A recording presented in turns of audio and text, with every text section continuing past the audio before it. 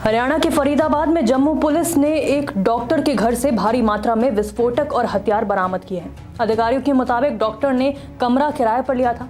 ऐसा बताया जा रहा है कि उसके किराए के कमरे से RDX, AK-47, AK-56 rifle, automatic pistol, 84 कारतूस और 48 अलग अलग तरह का सामग्री जब्त की गई है।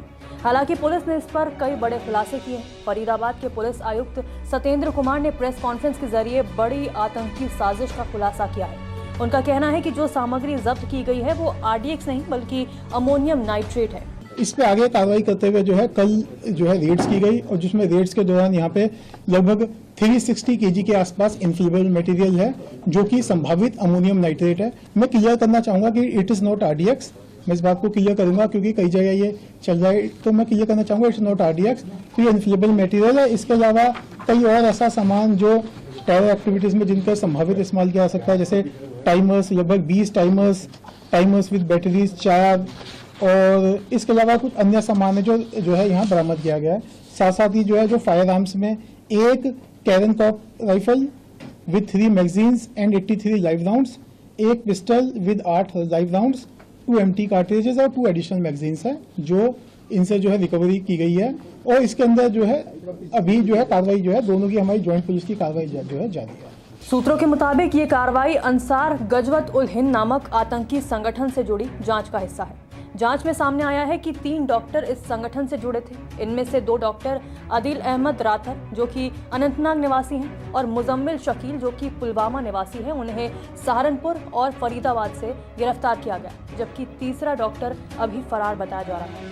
बताया जा रहा है कि कश्मीरी डॉक्टर मुजम्मिल शकील ने फरीदाबाद में किराए पर कमरा लिया था। आरोपी डॉक्टर यहाँ नहीं रहता था, उसने केवल सामान रखने के लिए वो कमरा किराए पर लिया था। डॉक्टर आदिल की गिरफ्तारी के बाद उनकी पत्नी का बयान भी सामने आया। उन्होंने क्या कहा, सुनिए। क्यों लेकर गई है, कुछ पता है? पता ना, मत किसके लिए गई था। पुलिस इससे पहले भी आई थी पुलिस आपके यहाँ? नहीं। अच्छा, कभी भी नहीं। कितनी उम्र है उनकी? 35 साल। आप कब से रह रहे हैं यहाँ पे इमाम साहब के साथ? 30 साल हो।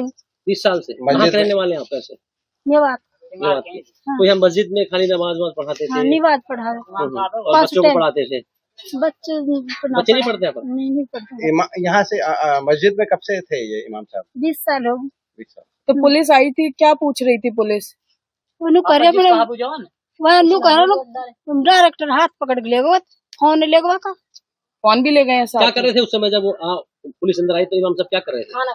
खाना खा रहे।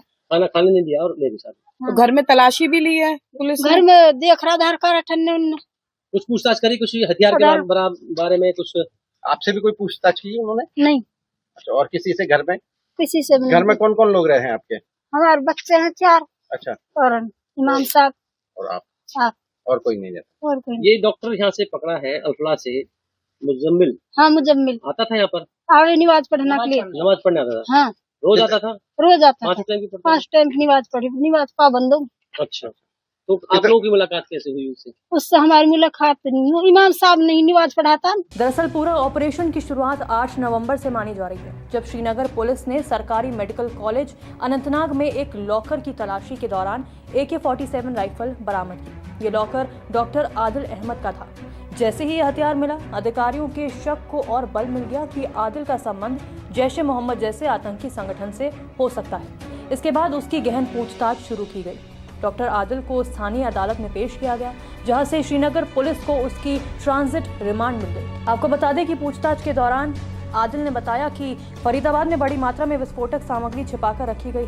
पुलिस के अनुसार डॉक्टर आदिल ने सहारनपुर में ही एक दूसरी महिला डॉक्टर को अपने प्यार के जाल में फंसाया। उसके बाद उसने 4 अक्टूबर को उसके साथ निकाह कर लिया। वो अपनी पत्नी के साथ हनीमून पर जाने की तैयारी कर रहा था कि 27 अक्टूबर की रात ही उसे गिरफ्तार कर लिया गया।